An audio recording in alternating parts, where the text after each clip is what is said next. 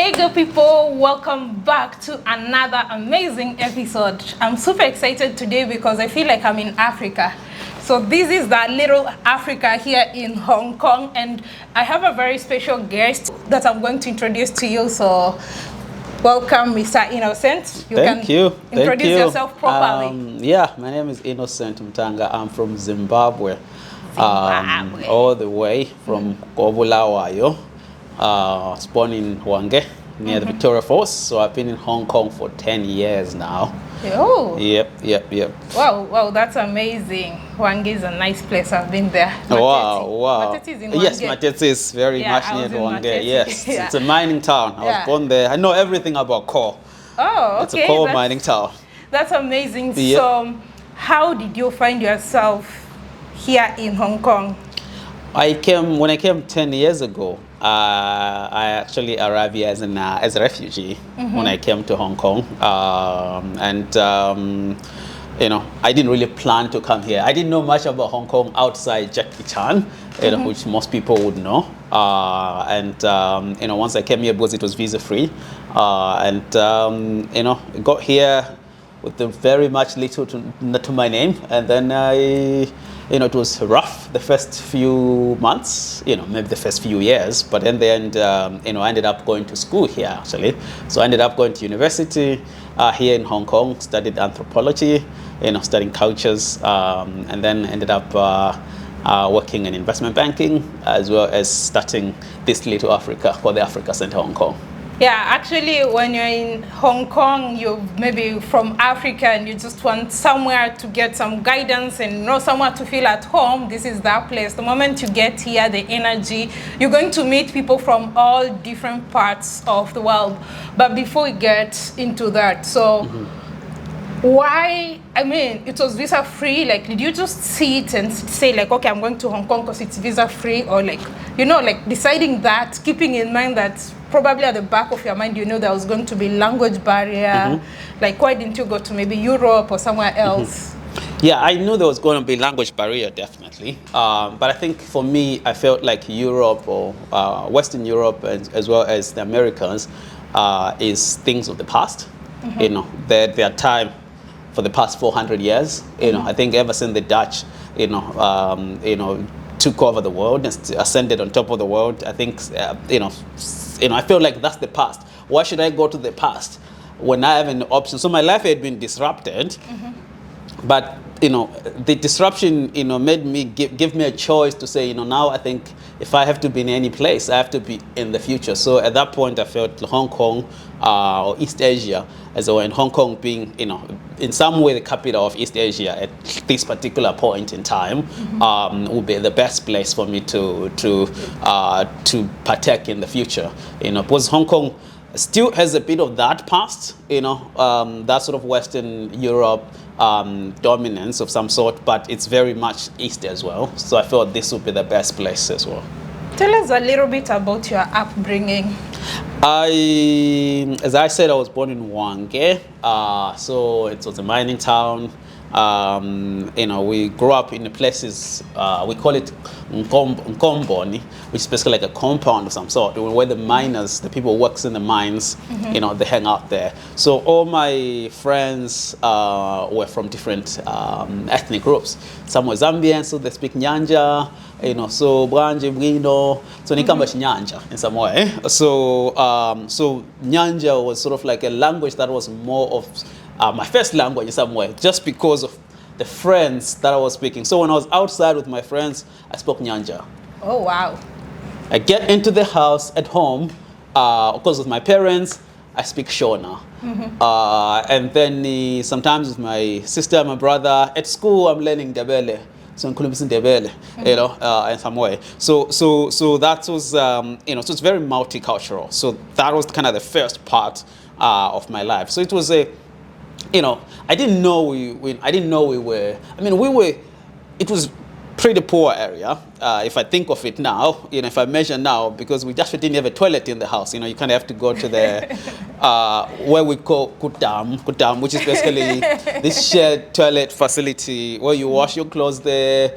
But because we had a color television and a fridge, all our neighbors would come to put their food in the fridge, to come and watch football. So they watch from outside, sit on the road, and then we open the door a little bit, and then they watch from outside. So it was kind of like that. So because I was slightly wealthier than the people around me, I felt like I was rich. You were rich. But later on, I was like, nah, I think we were all poor in that particular sense. So that was kind of the earlier part. And then the latter part, I think when my father passed away, and then I moved to the rural area, so the place called Gokwe. Yeah, I went to Gokwe, and so I couldn't really speak Shona very fluently there. So now I went to a Shona area, So I was speaking Nyanja, Nambia, Tonga, and all different languages, Ndebele. And then there I go to the, there, and my Shona was terrible. So it was the first year, in primary school was very hard because of the language. But I was kind of popular with the girls, but the boys hated me. Of course. The boys hated me. So the girls would help me to pick up the language, so I ended up being in fights almost every week. And the way to make me, to pull me in a fight was very easy. Come and bully the girls that were busy taking care of me, and then they bully them, and then I end up in fight, and I was hugely outnumbered, so I would get beaten up a lot of times, but I would never really stop fighting. So and then during the weekends we are heading cows and goats. That was fun. When you're new, I was the new kid. You get bullied as well in the for example, wasp. I don't know if you know wasp. Wasp. Yeah. So usually they will make you go through that, and they bite you. Ouch! That's painful. I remember they gave me this very bitter, poisonous tuber. Like they say, oh, this is the sweet potato from the forest. Oh, I ate it. It was bitter as hell. Oh. I cried a lot then. So there was a lot of that. But of course, it helped me. It helped me to toughen up. So it taught me a totally different understanding of what masculinity was when I was a kid. It was very toxic masculinity, but it was that was basically a lot of my childhood. In addition to that, and I started reading a lot. Okay. Yeah. So. Maybe you can tell us a little bit about what led you now up to the time that you decide that you are coming to Hong Kong as a refugee. Yes. Did you also while at it also let us know, did you do some research, or did you know that Hong Kong accepts refugees? Because we've seen in the media there are lots of countries whereby they don't really accept refugees, or are not as welcoming. So what activities or what events triggered you into leaving Zimbabwe now? I didn't do research. I didn't actually have time to research. Prior to that, I had gone to America to study in the US for a bit. So I was back in Zim, and it was the period when we thought we could finally bring some change in the country. So me and a few others, at least among my friends, there was a tendency people going back to try and vote and mobilize other people, so organize people to participate. This was leading up to the 2013 elections, the presidential and parliamentary elections. So we felt this was the time to finally bring change to the country. Yeah. We were young and naive, we were beaten up a number of times. That was normal. We didn't think being beaten up was a violation of human rights when we were young. We were thinking, this is the norm.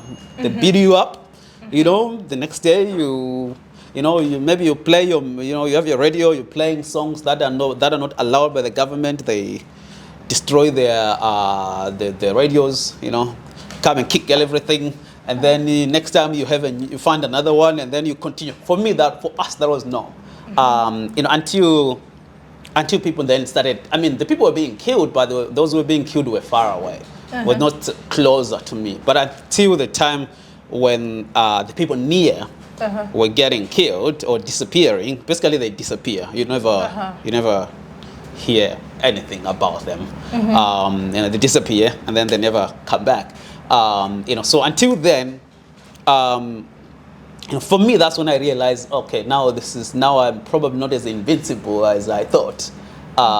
You know, I've been detained, you know, in few times before, but I didn't really care. You get detained, you're given warnings, you go out, you know, you do that and they wanna. But this time, you know, they beat me and basically kidnapped me in a sense. And then when I managed to go out, I was like, nah, I think I'm done with this. I'm not as invincible. That's when I left the country.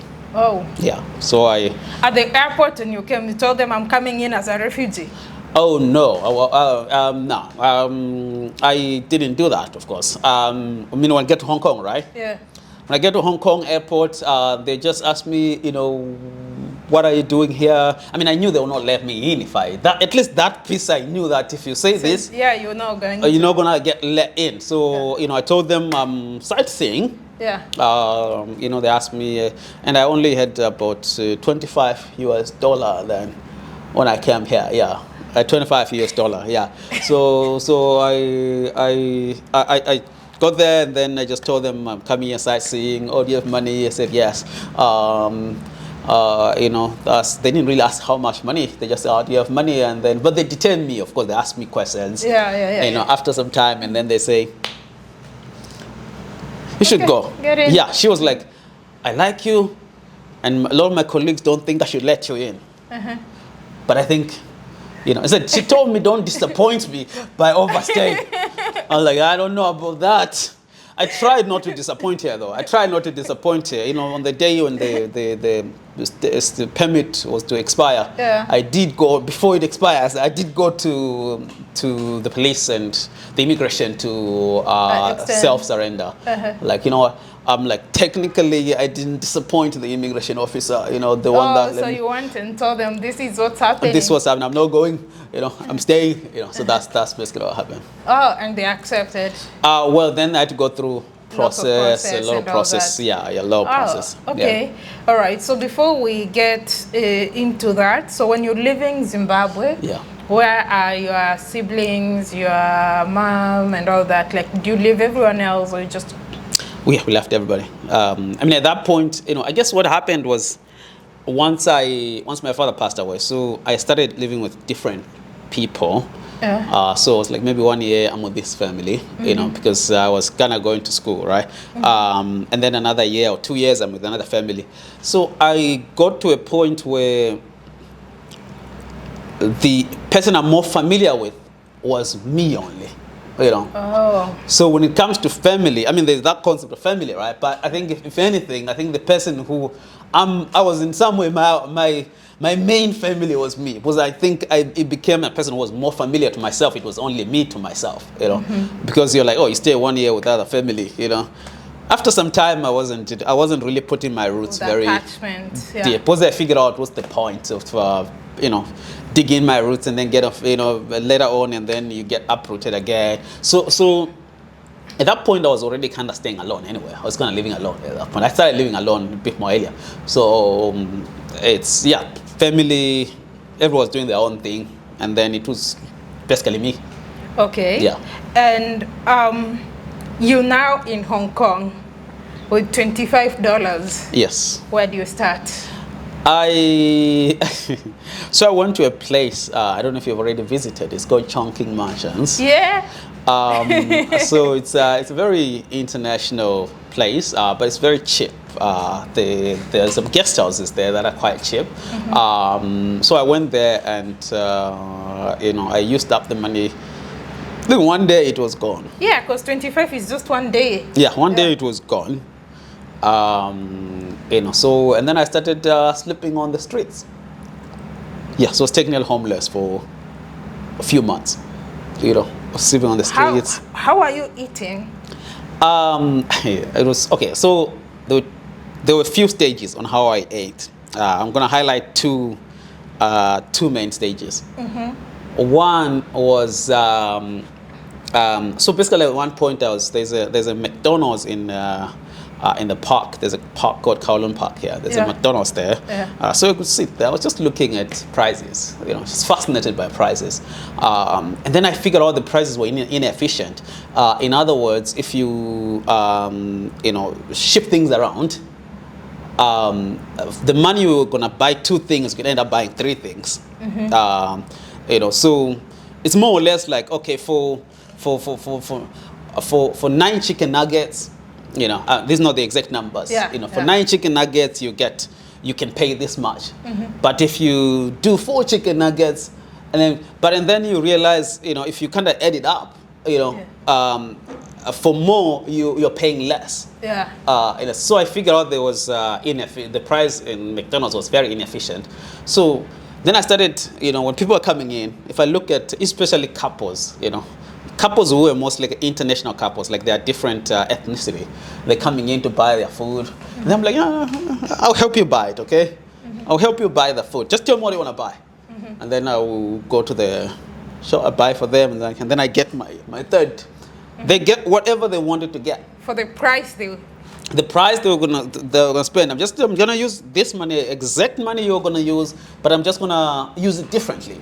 So and then I shift around the, it's still, I've checked the prices. They are still quite inefficient in some way. So even today sometimes I play around. Fast food.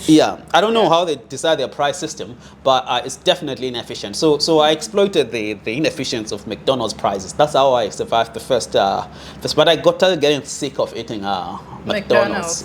It was. I mean, the first time you're like, yeah. At some point it was getting sick, and then I also discovered that's kind of like the second part. I discovered there's a place in a place called Wancha. I don't know if you know the religion called Sikhism. It's like the Punjabis, the Sikhs. So every Sikh temple, they serve meals. If you're traveling, if you don't have money, go to the Sikh temple. That's that's a tip. You have to find the Sikh temple. A Sikh temple you find in any place in the world. In Hong Kong is a small space. Everything's expensive. But in most places, not just the food. There's even a place for you could actually sleep. That's how hospitable the Sikhs are. Wow. So I didn't go to the sleeping part, but the food. Even now I can go to the Sikh temple. I just need to sit down and somebody's gonna serve me. You just need to sit down. Somebody's gonna come with food and they're gonna serve you. So when I discovered the Sikh temple, the dishes changes there. It's not like McDonald's. I'm eating the same things every day. So things are changing. And of course, probably my tongue is tending to be more Indian because the cuisines was largely North Indian, which is more like the Punjabi area. So that was the second part of how I ended up surviving. Okay, and where were you staying at this time? Still in the streets? Oh yeah, I was in the streets. I was getting used to it. Were you like? I know Hong Kong sometimes really gets very cold. Yes, it was actually cold. Cold winters. I started with, it was hot later, and then later on it got colder. Around January, February is very cold. Late November, December started getting cold. How did you handle that? The cold part, I would run at night. Was you basically become a night runner. So because when you sleep, the body temperature goes, goes low, and then you start freezing in a sense. And then I would run at night. I would either run, walk at night, and then that way my body temperature remains warm. And so that's what time do you sleep? When the sun's up, the sun is up, and then I can sleep. Also at night it's always tricky because there's always security asking you to wake up, get up, so mostly you would sleep in the day.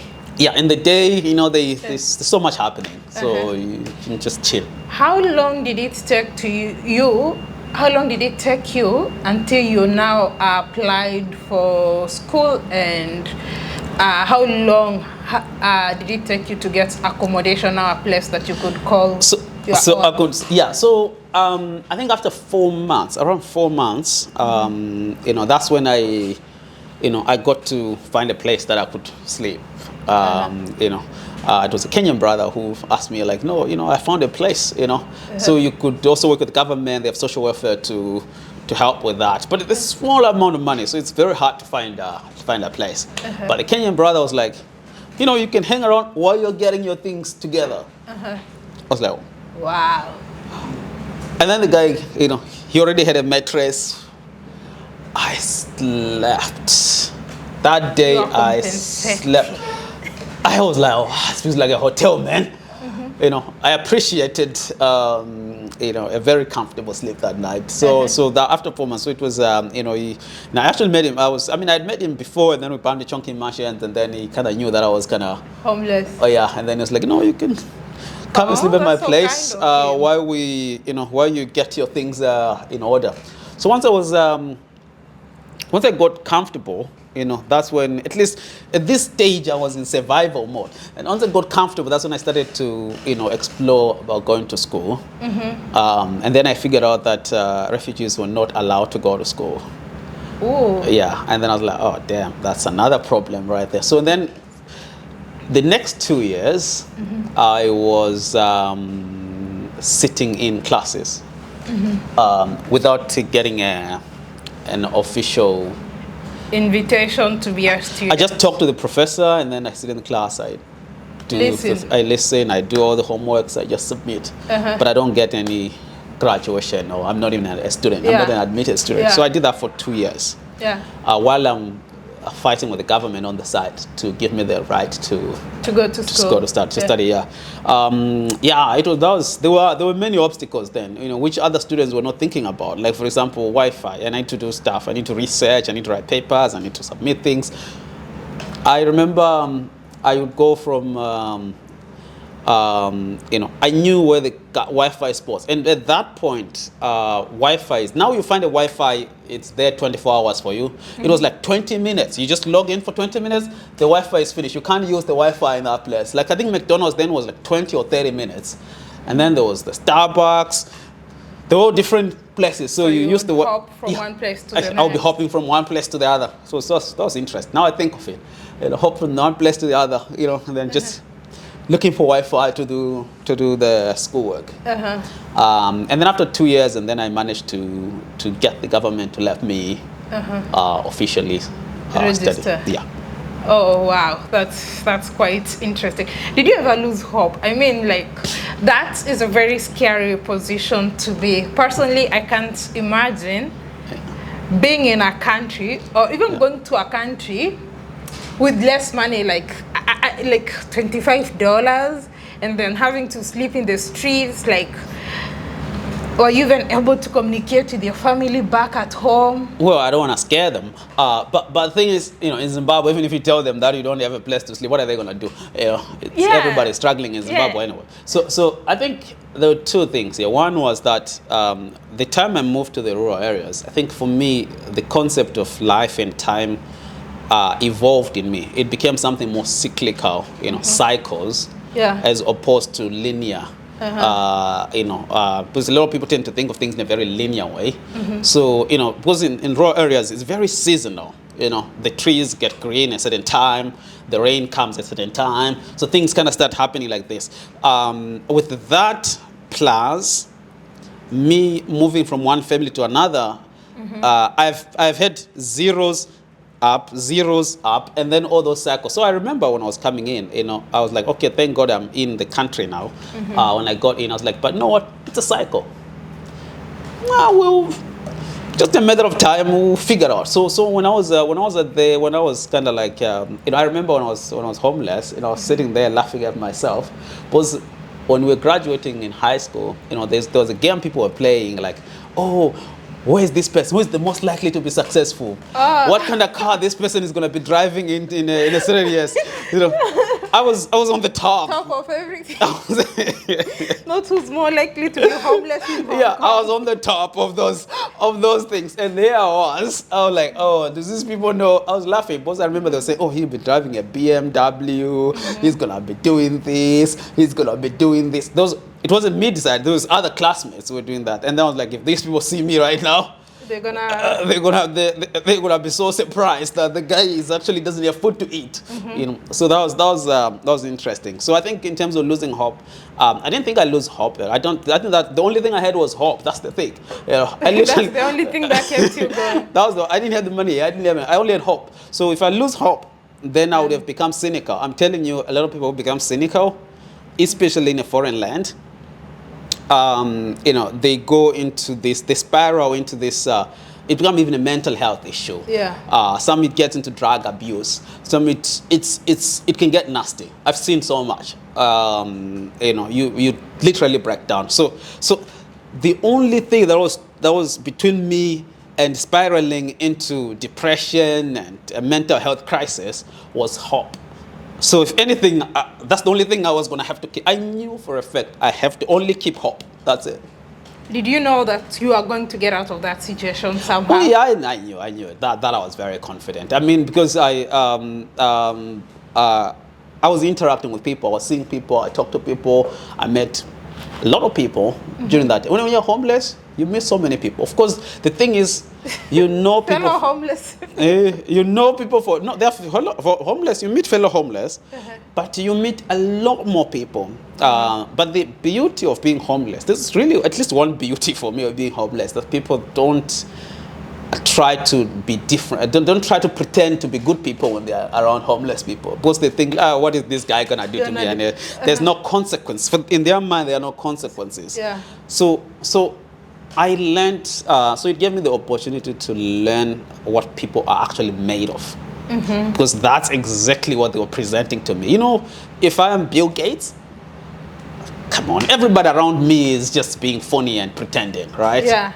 Nobody's going to come and be genuine in front of Bill Gates, you know, but in front of the homeless guy, everybody's genuine. They insult you, they are mean to you, they don't care. You know, people come and kiss in front of you, they know you have no, you know, they're like, oh, he's really part of the society. Okay. It's so, like you're non-existent. Yeah, you're part of that landscape, which people don't. The landscape, the trees, the trees. park. You're literally just like a tree, you know. So people don't. So in that way, it kind of helped me to learn a lot more about you know, about the society, about people in general. So I think for me that was like a big takeaway, just you know, that I really got from that experience. So it was definitely a horrible experience, but I mean, I learned way much. Okay, so now you are here, you've now enrolled to school. Yeah. So take us through that. What did you pursue? How was it for you? Did you have to pay school fees and all that? Yeah, so, okay, there I was. Now, after 2 years of sitting in now, and then I'm like, okay, now I'm officially a student. You know, and then so there were 2 levels before I came to. The first one was to get the permission. The second was to fight for residence. So I'd fight for residence as well. So I did that as well, and I got that. You know, these things had never been done, by the way. So it was all new for the officers in the government that I was working with. Oh, None wow. of this was they had no playbook of some sort. They, you know, so it was a lot of me doing research and also presenting things to them on how. And Hong Kong is a very rigid, bureaucratic, structured system. So I had to sort of find ways to communicate that and sort of discuss together with the officers as well. At least they were kind enough to listen. You know, so once after that, and then I studied anthropology. You know, so I guess before that, I was a lot into numbers. I was a maths guy. I loved maths a lot when I was growing up. I had even studied actuarial science before. So in me, I knew that I was weak in humanities. And people thought, you know, in person, we're doing all the speeches, I was like, oh, this guy is great. I'm like, but, you know, when it comes to critically analyzing society and all stuff, I was pretty weak. I was measuring myself with my friends. For some of my friends, it was coming more naturally. So I decided I'm going to do humanities. I was good with numbers. What can I do good with people as well? So and then I studied anthropology. And then after, you know, while I was studying, and then I get exposure to the finance industry. You know, so you know, this bank I ended up working for, it's an American investment bank, came to my school. They were doing a case competition. So they did these case competitions. So I joined. as an anthropology student. I remember we were not even allowed to join. It was supposed to be for business or finance kind of students. And then I just did not, when they asked me what's your major that you're studying, I did not put my name of my major. And that's how I ended up in that competition. So I won the competition. So once I won the competition, to a lot of people, they thought the prize for them, they're like, oh, what an anthropology student, a humanities student is winning competitions related to business. But to me, I was like, you don't know. If anything I knew is actually maths. You know? So and then from there, then I ended up doing an internship in that bank, and then I ended up working there. And then did you now go to study finance or something? Nope. I learned it on the desk. Now, you know, I'm trying to connect, and I'm like, okay, so this your goodness with numbers is what made you survive with the McDonald's style of something. Yeah. Oh, okay. That's... Yeah. So and then while I think towards the end of finishing school, at the same time, that's when I launched the Africa Center Hong Kong. Yeah. So now we are here now at the Africa Center. So this is our space that you founded. So I was trying to do research online. Yeah. And I came across this space, and I was like, oh, this is actually good, and the website is nice. Even the direction is like so clear. I'm like, this is good. So you can just click on directions and follow until you get here. Yeah. So what inspired you to start this space? Yeah, so three things really. One was okay, the inspiration. There's kind of like there's the inspiration part, and then there were other reasons when I did the inspiration part. You know, I have to give that to my Nigerian friends. So I read this book, a number of books actually by Chinua Achebe. You know, and for the first time when I read a book, I feel as an African I'm proud. You know. Because there were those books that I would read before, it's literature, right? Growing up, you know, the Africans were the savages in some way, right? You know, and then I'm reading all these books, you know, set in Europe, in America, you know. But when I read Things Fall Apart and Arrow of God, you know, and also when I read Ngugi's books as well, you know, I was like, wow, as an African, this is amazing, just to be the center of the story. You know, I didn't know we were not really the center until I read those books. Those books were very so that you know, plus the saying that I think you know, JB likes to usually say that until the lion learns to speak or to tell their story, the story of the hunter always praise the hunter. You know, so I was like, I think this is the time that we as African have to take the narrative and own it, and then we give it out, we discuss it on our own terms. Because I think for too long, you know, even when the African story is being told, the Africans own it, but it's not in our own terms.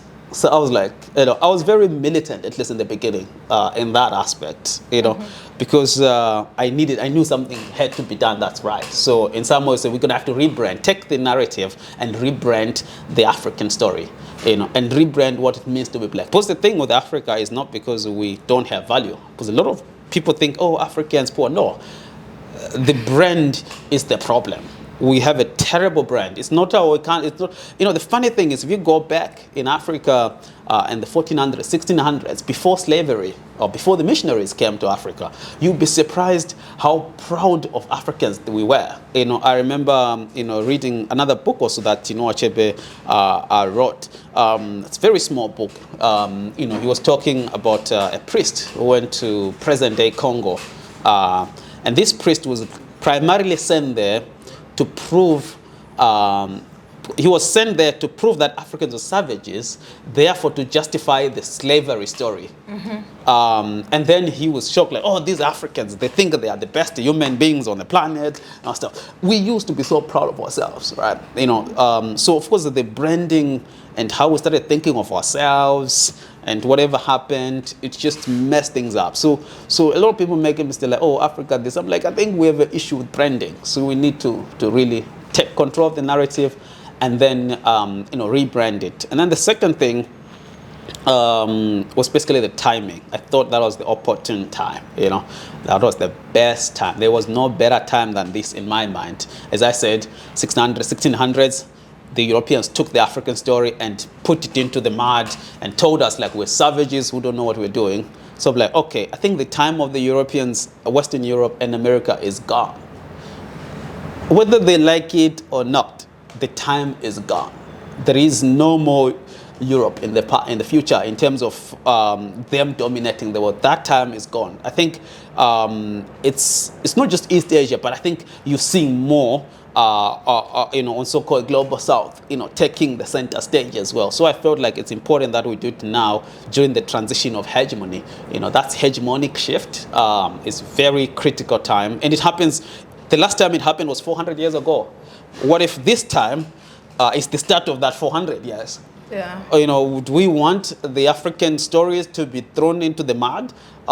You know, do we want the African story to, you know, Africans to be treated like they have no value?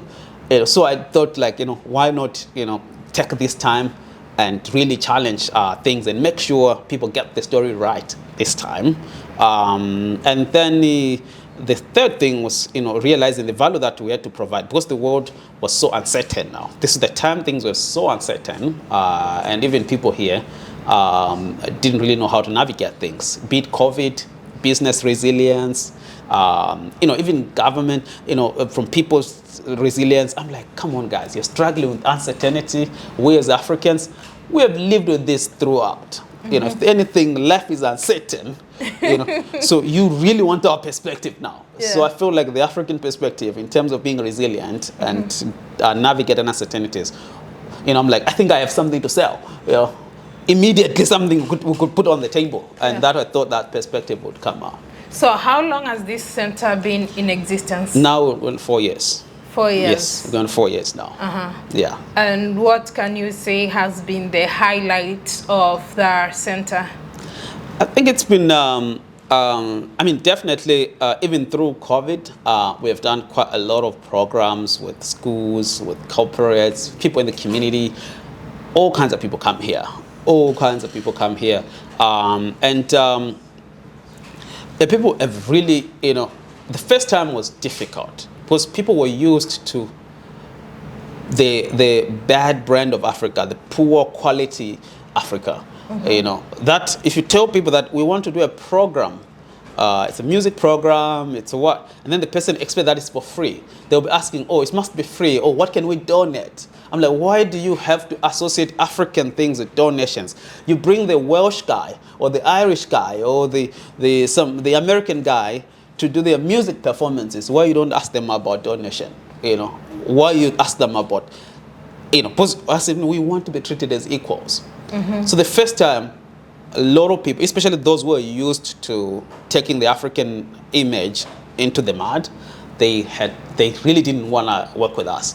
You know, and of course, we also had difficulties with from within the African communities as well, because there are people who were also eating from, you know, whenever the story of the Africans is going through the mud, there's also some Africans who are benefiting from that. So when we started to rebrand, and then we say we don't need handouts.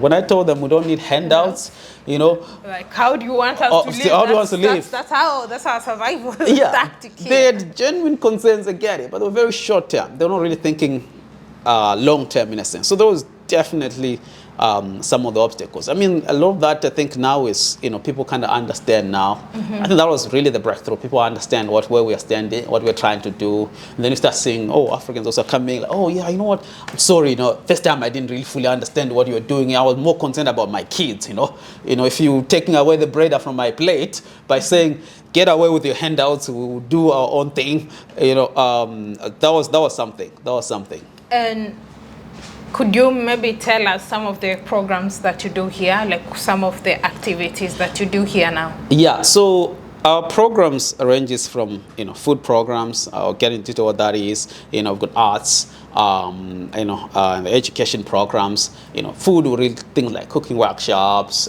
You know, eating and just hang out together. You know, arts, different arts. But what I want to particularly highlight is what was particular leg, because when people were associating Africa, it was mostly the arts, dancing, drumming, you know. So we were like, yes, that's part of us.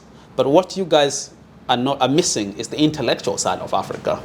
So that's when we started launching things like the literature, African Literature Book Club. We started putting literature programs in schools, here, corporates, you know. We're like, now we want to introduce you. We are also thinking beings. We are not just dancing beings, you know. I'm like, yeah, you think we just all dance, right? You know, but no, let's go beyond dancing. We're thinking beings.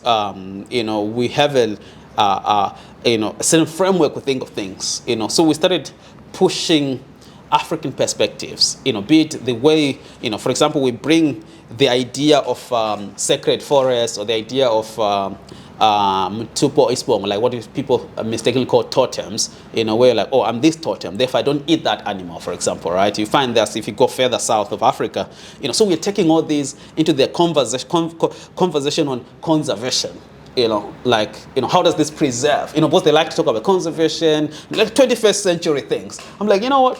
Our ancestors were doing these things many, many years ago. Before the Europeans came and told us that's the demonic, we were doing this. We're preserving the forest. You know, we could call it the evil forest, but we are really preserving that forest. The reason we're preserving it, maybe there's medicine inside, there's all these things. So then I'm taking those, you know, those perspectives that, you know, even Africans sometimes think that, oh, you know, no, don't associate with your ancestors, you know, which is purely being lost, you know. So we'll bring that to the level of actual conversation. So when I'm invited for a conference, it's not like I didn't read Nietzsche or Karl Marx. I read all those guys. You know, that's what I was learning in university.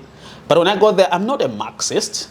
I'm an Africanist. I'm talking about what our ancestors were doing, you know, what value it adds to today's conversation, because if anything, they are missing that. So I think you know, what I've been focusing on, bringing that intellectual aspect to, you know, to the conversation. Oh, okay, that's really awesome. I'm so proud of the work that you're doing. That's quite inspiring, you know. I'm interested in knowing, like, do you work with, how are you working with the Africans who are here? Who are already here, and is there some interlinkages that you have between Africans who are here and in Africa? Is there any programs that you're doing? Yeah, so it's two ways. One, the ones here in Hong Kong, and then the ones in Africa. I started the ones in Hong Kong. So we launched a program called the Contributors Program.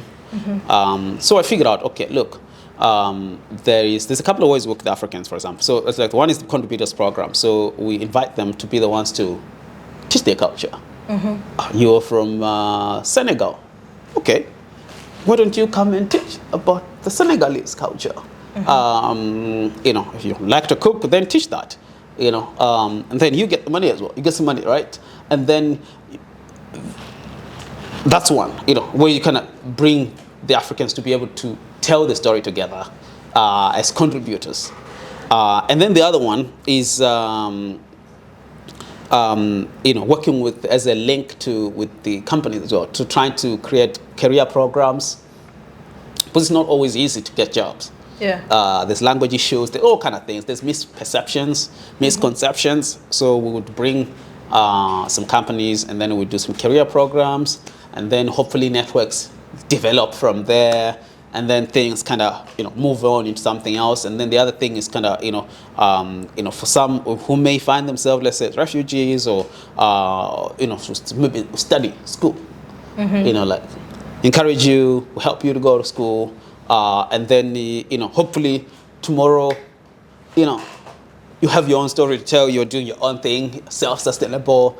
You know, so that's like some of the community things. Of course, you know, the Cameroonian associations will come here and have their own parties, and they like to party. You know, Africans and I like to party, right? You know, and then the Nigerians like to party, the Ghanaians like to party, and then they'll come here with the students or adults. So even sometimes funeral. Then there's a funeral. So it's basically like a meeting point. Yes. Yes. Okay. So come here. And then in Africa, we started doing virtual travels, actually. At least at this current point, we're doing virtual travels, where we partner with people in different African countries. And then we will invite people here, or they join on Zoom, and then the person will be showing us virtually. Like, okay, so, this is this place, and then they talk about it, and then they go. It could be a 2-hour virtual tour, which is live.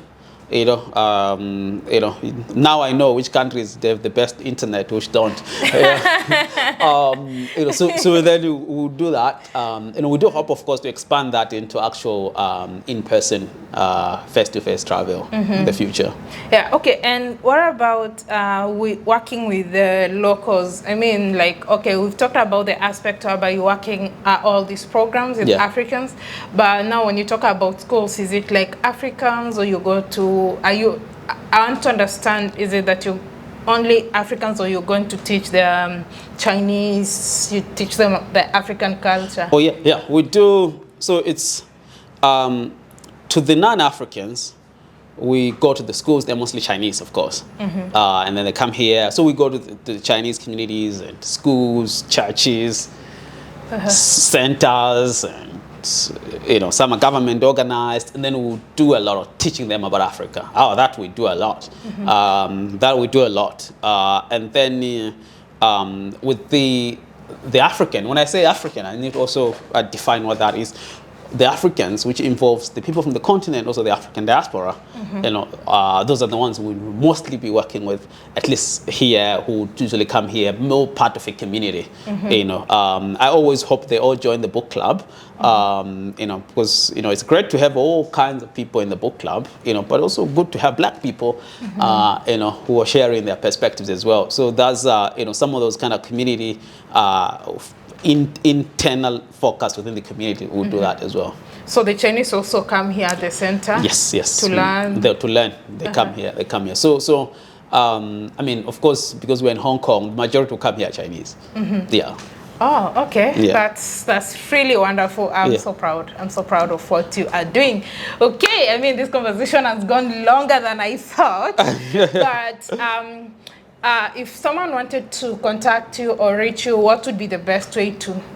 I think people can just reach out on the Africa Center Hong Kong Facebook page or IG, or email, and they'll go to the website, www.africacenterhk.com, and then they can find details to contact. All right. Any parting shots? Yeah. Anything that we missed that you wanted to share with us? Well, I just hope to meet some of you and also hear your stories in different parts of the world, or traveling, as well as just being the first, arriving the first time in a new land. But I definitely, if you come to Hong Kong, come here, come to the Africa Center. Don't miss it. Come here. We'll give you the best African Hong Kong hospitality. All right, so thank you so much. It's really a pleasure meeting you, and I'll definitely going to leave a link in the description, so in case you want to contact him, you're going to find various ways that you can contact him. And I hope you keep inspiring more people, and I hope that you can have such places in different parts of the world, because I mean, like, this is the time for us to be able to be a resource, like to give information about ourselves. Yes. And I believe traveling and being here and people knowing that, okay, they want information. I'm very sure even maybe some students who are studying some courses in university, when they're doing research, they do come here. They do. Yeah, they do and come here. That's like, for some students, whether African and African, that will be their first point to come. Maybe go through books, ask us questions. It becomes your Google is this one. Maybe your Google should take you here, and then this becomes your Google to take you elsewhere. All right, so thank you so much. I hope you truly enjoyed that episode and you were inspired. Let us know what you think in the comment section below. Don't forget to subscribe and share, because this is one of those positive stories that we really need to get as many people as possible to hear about. So share this episode also, because sharing is caring. And until next time, we're not gonna say goodbye. We're going to say goodbye in your, hey, you speak so many languages, so okay, we'll say in Shona. Yeah. So until next time, ciao nana. Ciao nana. Ciao nana. Ciao nana. Yeah. Bye bye. Bye bye. Kwaheri.